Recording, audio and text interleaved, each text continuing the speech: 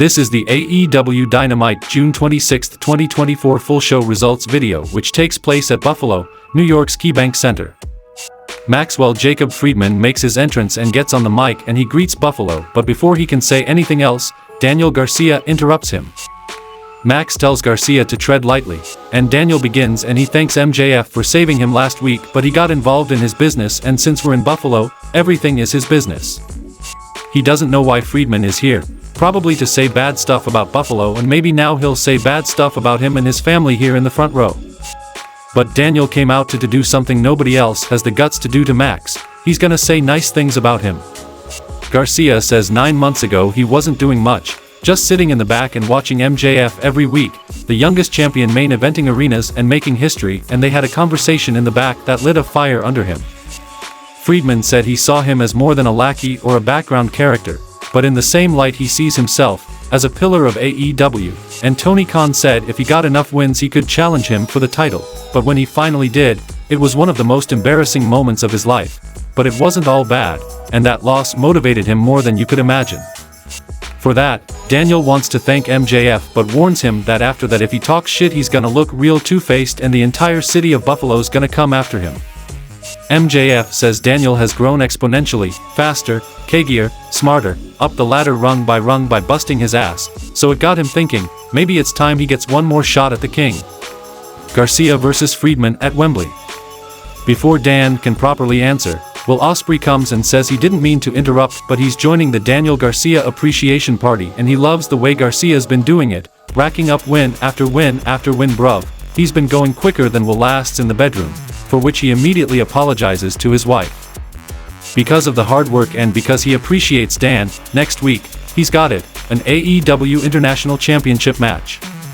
But he'll sweeten the deal, sunshine, not just the title on the line, but he'll put the world title on the line as well. Garcia accepts it and they shake hands while MJF fumes in the corner and Ospreay leaves and Max tells Daniel that's a big opportunity and he should focus on it and he makes his way out. Shane Strickland and Prince Nana are walking backstage and Swerve asks why Ospreay would offer title shots before he's won and he doesn't understand putting the cart behind the horse like that. But when they tag against Gates of Agony tonight, he better hold up his end of the bargain, because he's got a focus issue and that's not a good mindset for a world champion. Then we saw a match between Blackpool Combat Club vs Los Ingobernables de Japón, and the result of this match was Los Ingobernables de Japón won the match by disqualification when Moxley used a chair to attack. Post-match all 6 men brawl chaotically. Tetsuya Naito is here and he lackadaisically makes his way out and brawls with Moxley in the crowd. Shingo working on Yuta while Danielson worries on commentary. Hammer and Anvil elbows and Bryan's had enough and he makes the save and the two dragons square up. Shingo has a look around while Danielson eyes him carefully. The next match happened between Jay White vs Rey Fenix, and the result of this match was Jay White defeated Rey Fenix by pinfall with Blade Runner. Post-match, Christian Cage brings the Patriarchy to ringside to challenge for the Trios title, backing down but making the point clear. Back from the commercial, the Acclaimed gets on the mic and Max Caster starts, saying last week they fought the Young Cucks in this ring and the result surprised nobody because the People's Choice pinned the tag champs and earned a title shot. Kazuchika Okada and the Young Bucks come and Matthew thanks the Rainmaker for that and brings up the first item on today's agenda. They want a trios match against the Acclaimed at Forbidden Door. Daddy Ass gets on the mic now and says he couldn't hear what they were saying over the crowd saying they suck, but he knows how to deal with EVPs, he has friends in high places, and he happens to know a president. President of New Japan Pro Wrestling Hiroshi Tanahashi appears on the Tron to tell Kazuchika Okada he's coming to Forbidden Door to fight him and the Elite, the Scissor Ace is coming. The next match happened between Mariah May, Mina Shirakawa, and Toni Storm vs the Outcasts, and the result of this match was Mariah May, Mina Shirakawa, and Toni Storm won the match by pinfall with the Mina driver from Shirakawa on Harley Cameron.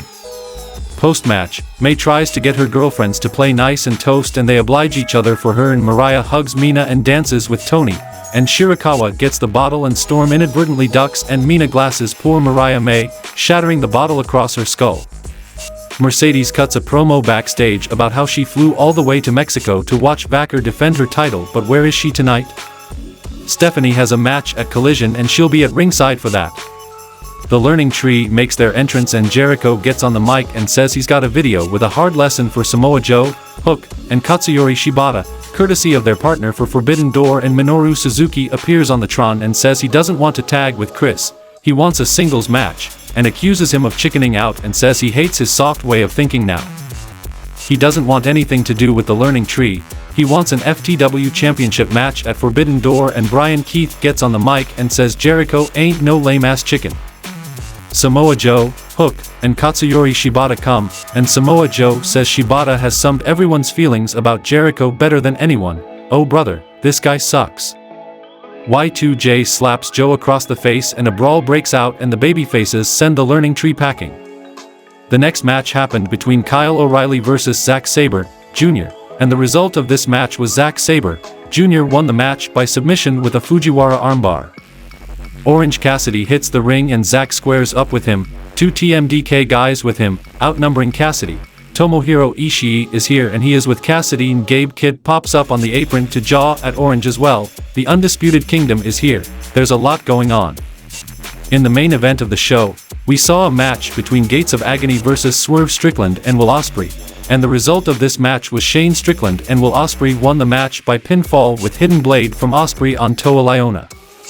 Post-match, Ospreay holds the world title up, and Swerve attacks him, laying him out with a house call, and Strickland puts the title on his shoulder and stands tall, and the show goes off the air.